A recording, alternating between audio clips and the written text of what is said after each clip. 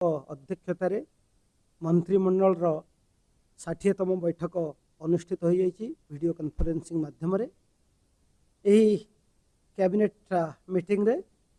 विभिन्न विभाग 15 गोटी प्रस्ताव उपस्थापन करा जायतिला एवं 15 गोटी प्रस्ताव आलोचना होई आज गृहीत होईछि। आईन विभाग गोटे प्रस्ताव आज राज्य मंत्रिमंडल मध्य स्वीकृति प्रदान करछन्ती, जोटा होछि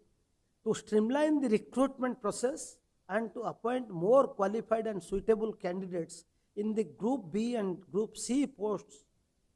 for smooth functioning of the state judiciary. Odisha district आउ subordinate courts non judicial staff services method of recruitment and condition of service rule 2008 को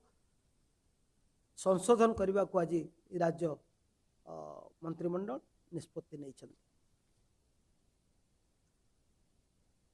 प्रस्ताव थिला Odisha staff selection commission method of recruitment and condition of service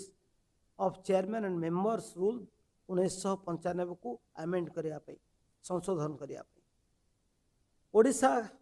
staff selection commission अध्यक्ष और सदस्य मानकर सेवा नियुक्ति प्रक्रिया और सेवा शर्तावली नियम 1995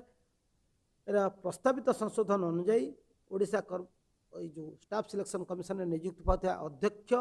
एवं सदस्य मानकर बयस सीमा को वृद्धि करा जायछि। आगुरु 62 वर्ष पर्यंत रही पारिथान्ते, एबे ताकू वृद्धि करी 65 वर्ष पर्यंत बयस सीमा वृद्धि करा जायछि। से मानकर वेतन